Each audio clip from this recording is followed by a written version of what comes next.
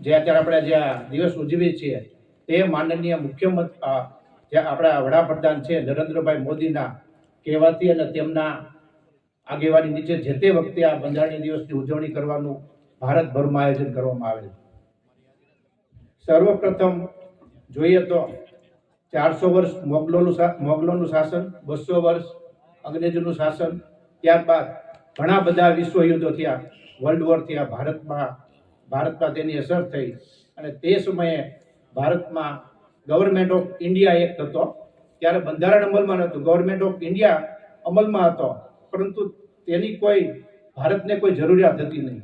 અને જુદા જુદા વિશ્વયુદ્ધ થયા અને અંગ્રેજોને એવું થયું અને ભારતમાં જુદી જુદી ક્રાંતિ થઈ અને ભારતને 1947ના રોજ 15 ઓગસ્ટ 1947ના રોજ આઝાદી આપવામાં આવી. અને આ બંધારણ છે એનો આ 26 તારીખ 1949 અમલ કરવામાં આવ્યો અને પછી પ્રજાસત્તાક તરીકે જાહેર કરવામાં આવ્યો. ત્યારથી આ ઉજવણી આપણે કરીએ છીએ અને આ ઉજવણી કરીએ છીએ જેથી કરીને છેલ્લા 5 વર્ષથી અહીં એસપી ઓફિસમાં તેમજ કોર્ટમાં આયોજન કરવામાં આવે છે. જેથી સभी भारतवासी मेरे भाई बहन એવું બંધારણ આપણે કહીએ ને કે જેમ ધાર્મિક શાસ્ત્રો હોય, કોઈને બહુ સમજાવો ને કે આમ થાય ને તેમ થાય, માણસ સમજે નહીં. બંધારણ છે કે આપણે ક્યારે અમલમાં આવે, આપણી જોડે ક્યારે ટચમાં આવે બંધારણ, કોઈને ખબર હોય તો જાણકાર માણસ કહી શકે. અમે લોકો વાંચીએ થોડું ઘણું. અમને એમની જજમેન્ટની વાત કરી પેલી કે ભાઈ basic structure of the constitution can not be change. હવે એ કેસની વાત એમને બી બહુ વાંચવા જેવો જજમેન્ટ છે.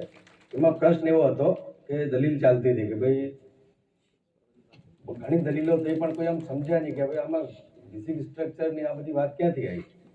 તેમાં પોલીસ સોરાબજી કે કંઈક કદાચ આઈ થિંક સોરાબજી જ હતા, એ was arguing on behalf of the.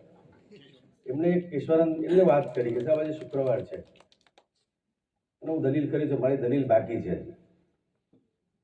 અને તમારે જજમેન્ટ પરમ દિવસે તમે સોમવારે મને સાંભળશો અને matter will be kept for judgment. પણ કદાચ એવું થાય કે આ તો લોકતંત્ર છે, લોકતંત્રમાં તો ગમે તે ચૂંટાઈ જાય, એવું કોઈ નક્કી નહીં. લોકતંત્રમાં એવી સરકારો આવે કે જે લોકો આમ નોબડી કેન બિલીવ કે આ લોકો બી આવી શકે સત્તા. એવા કિસ્સા દુનિયામાં બન્યા જ છે. આ રવિવારે એક નક્કી કરે બધા કે આ સુપ્રીમ કોર્ટ નો દિવસ જે છે 26 નવેમ્બર 1949 થી આજની જો વાત કરીએ તો આ 76મો બંધારણ દિવસ છે. પરંતુ આપના રાષ્ટ્રના આદ્ય દ્રષ્ટા અને વર્તમાન વડાપ્રધાન એવા શ્રી નરેન્દ્રભાઈ મોદી 2015 26 નવેમ્બર સૌપ્રથમ બંધારણ દિવસ જે છે એ દિવસ તરીકે આજના દિવસની શરૂઆત કરી. આ પહેલા પણ આ દિવસ અહીં ઉપસ્થિત તમામ લોકો માટે, મારા તમારા બધા માટે આટલા જ અગત્યનો દિવસ હતો. અને પાછળનું કારણ શું હતું તો કે ત્યાં સુધી 26 નવેમ્બરને કાયદા દિવસ તરીકે મનાવવામાં આવતો. અહીંયા આપણે મોટા ભાગના તમામ લોકો, પત્રકાર મિત્રો જે છે એ પણ ખરેખર તો કાયદાનો ભાગ જ છે.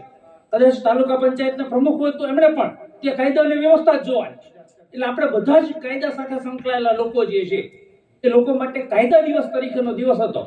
પરંતુ 26 નવેમ્બર 1949ની અંદર બંધારણ જે છે એનો મુસદ્દો તૈયાર થયો.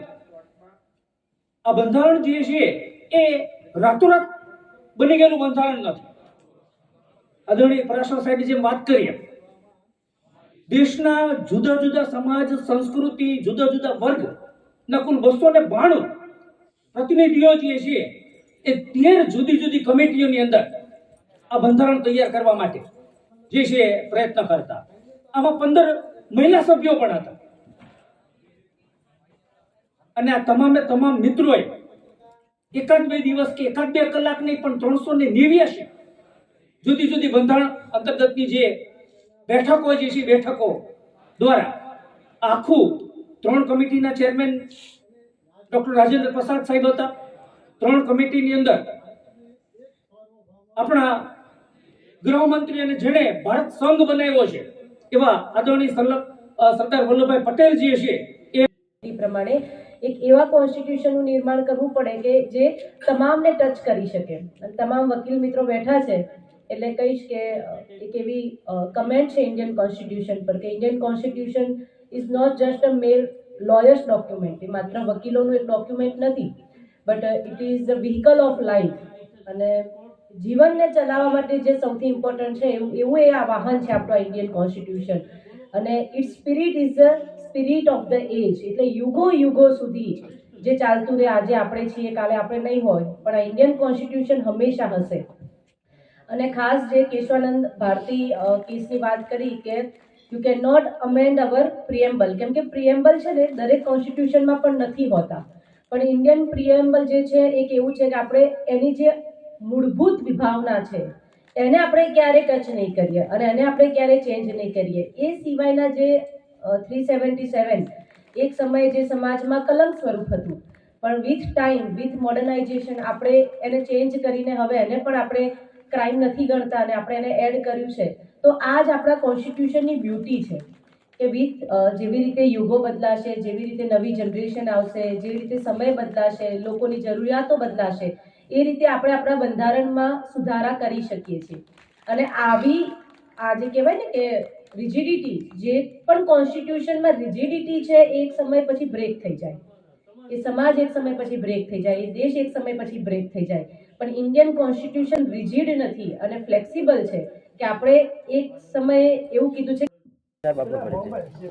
હું APP doctor R Jani, Botad. મારા સાથી મિત્ર ડીજીપી કે મકવાણા સાહેબ બોટાદ, એપીપી એસ રાઠોડ રાણપુર. આજરોજ બોટાદ એસપી કચેરીએ ઓડિટોરિયમ હોલની અંદર પ્રિન્સિપલ ડિસ્ટ્રિક્ટ જજ શ્રી પરાશર સાહેબ, એસપી શર્મા સાહેબ, તમામ જજ સાહેબ, બોટાદના સિનિયર જુનિયર વકીલ મિત્રો, તમામ પોલીસ અધિકારીઓની રૂબરૂ આજે 11મા સંવિધાન દિવસની ભવ્ય ઉજવણી કરવામાં આવેલ. આ સંવિધાન દિવસ ઉપર આદરણીય પ્રિન્સિપાલ ડિસ્ટ્રિક્ટ જજ સાહેબે, એસપી સાહેબે, મારા સાથી મિત્ર કે મકવાણા સાહેબે અને અમે દરેક લોકોએ સ્પીચ આપી બંધારણનું મહત્ત્વ, મૂળભૂત અધિકારો અને મૂળભૂત ફરજો બાબતે તમામ લોકોને જાગૃત કરી દેશના બંધારણ જે છે એ બંધારણના યોગ્ય ઉપયોગ દ્વારા જે છે દેશ વિકાસની અંદર આપણા તમામ જવાબદાર અધિકારીઓ જે છે એ પોતાનો ફળદાયી ફાળો આપે તે બાબતે સુંદર 3 કલાકના કાર્યક્રમનું આયોજન કરે. Thank you very much.